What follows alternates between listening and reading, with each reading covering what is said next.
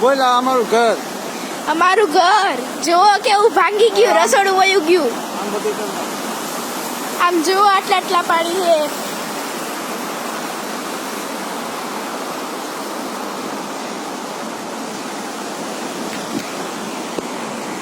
આમ જુઓ કેટલા મજા આવે.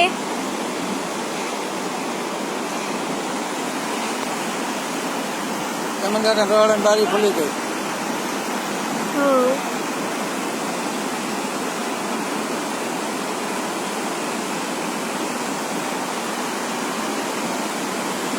કાપી ના ખાલો વોટ્સઅપમાં નાખી દે તો